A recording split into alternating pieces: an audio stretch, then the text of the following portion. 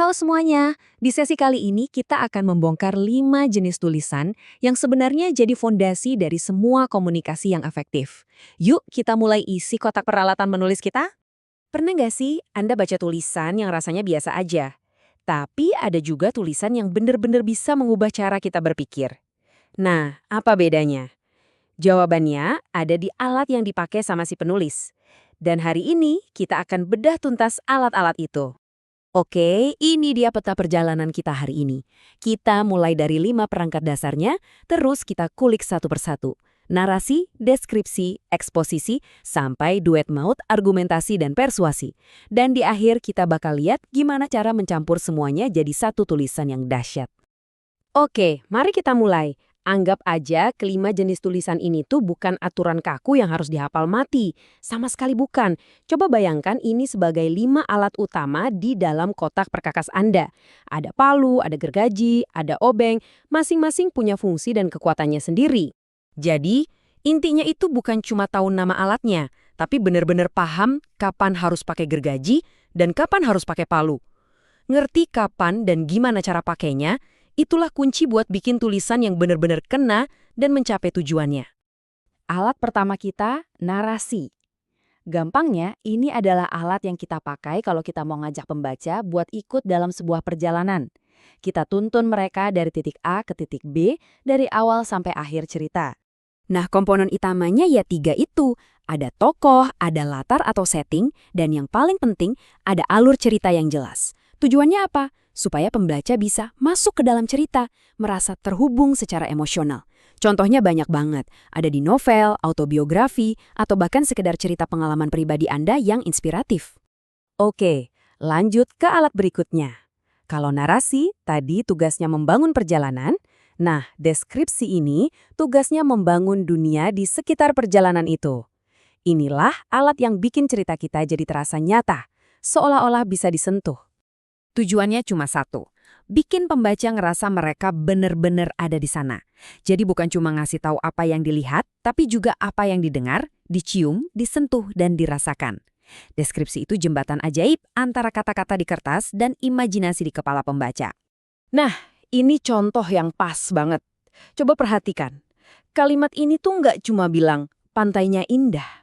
Enggak. Kalimat ini ngajak penglihatan kita lewat pasir putih, pendengaran kita lewat desau ombak, dan indera peraba kita lewat angin sepoi-sepoi. Tiba-tiba, kita nggak lagi cuma baca, kita kayak lagi ada di sana. Sekarang kita ganti alat.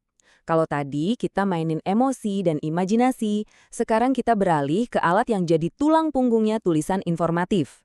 Namanya eksposisi. Ini alat yang mainannya logika dan fakta. Kata kuncinya di sini adalah objektivitas. Misi tulisan eksposisi itu murni buat ngasih pemahaman yang jernih, nggak berusaha buat ngebujuk atau ngehasut. Isinya cuma informasi yang disajikan secara logis. Coba bayangin artikel ilmiah, buku pelajaran, atau laporan. Nah, itu semua fokusnya cuma kejelasan dan kebenaran data. Dan akhirnya kita sampai di 2 alat terakhir. Ini nih, duet yang paling kuat. Dua-duanya sama-sama bertujuan buat mempengaruhi pembaca, tapi caranya beda tipis tapi penting banget. Ini adalah alat untuk memenangkan pikiran sekaligus hati. Nah, perhatikan baik-baik ya bedanya. Argumentasi itu mainnya di otak. Tujuannya meyakinkan pikiran kita dengan data, bukti, dan alasan yang kuat. Dia membangun sebuah kasus yang kokoh. Sementara itu, persuasi nggak cuma pengen pikiran kita setuju, dia pengen hati kita juga ikut bergerak, pengen kita sampai bertindak. Dia tetap pakai logika, tapi dibungkus sama sentuhan emosi. Biar lebih gampang, opini di koran yang isinya penuh data dan analisis itu adalah argumentasi. Sedangkan iklan yang bikin Anda tiba-tiba pengen beli produk itu sekarang juga, nah itu kekuatan persuasi lagi beraksi. Satunya meyakinkan pikiran, satunya lagi menggerakkan tindakan. Oke, kita rekap cepat ya di sini. Narasi untuk bercerita, deskripsi untuk melukiskan, eksposisi untuk menjelaskan, argumentasi untuk meyakinkan, dan persuasi untuk membujuk. Coba deh perhatikan sejenak. Kelihatan jelas kan gimana tujuan dan ciri utamanya beda banget? Inilah inti dari kotak peralatan kita. Dan sekarang kita masuk ke bagian yang paling seru. Tahu fungsi tiap alat itu penting, tapi keajaiban yang sesungguhnya itu terjadi waktu kita belajar cara menggabungkan semuanya. Disinilah letak bedanya antara penulis yang baik dan penulis yang hebat. Coba deh, jarang banget kan kita nemu tulisan yang murni cuma pakai satu alat, hampir nggak ada. Penguasaan sejati itu ada di kombinasinya. Yuk kita lihat contohnya. Bayangin ada sebuah tulisan yang sangat kuat tentang polusi laut. Pertama-tama, tulisan itu nggak mulai dengan data, tapi dengan sebuah cerita. Kisah seekor penyu yang terjerat plastik.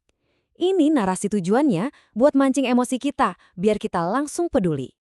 Setelah kita peduli sama si penyu, penulisnya mulai melukiskan pemandangannya. Airnya kotor, sampahnya di mana-mana.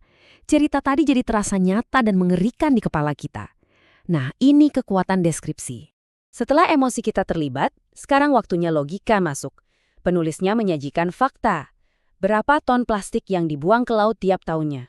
Ini eksposisi. Tujuannya biar kita sadar kalau masalah si penyu tadi bukan cuma satu kasus, tapi krisis global. Berdasarkan data tadi, penulis mulai membangun kasusnya. Dia berargumen secara logis. Kalau datanya begini, maka solusi yang paling masuk akal adalah melarang sumber masalahnya. Secara nalar, kita pun setuju. Ini alat argumentasi sedang bekerja. Dan ini dia pukulan pamungkasnya. Setelah hati kita dimenangkan oleh cerita dan pikiran kita diyakinkan oleh argumen, penulisnya pakai persuasi. Sebuah ajakan bertindak yang jelas dan langsung, mengubah rasa peduli kita jadi sebuah aksi nyata.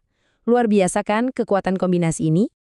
Jadi kelima alat ini, narasi, deskripsi, eksposisi, argumentasi, dan persuasi sekarang sudah ada di tangan Anda. Pertanyaannya bukan lagi apa itu, tapi gimana Anda akan menggunakannya. Coba pikirkan tulisan Anda berikutnya, alat mana yang paling Anda butuhkan untuk membuat pesan Anda sampai dengan kuat. Selamat mencoba!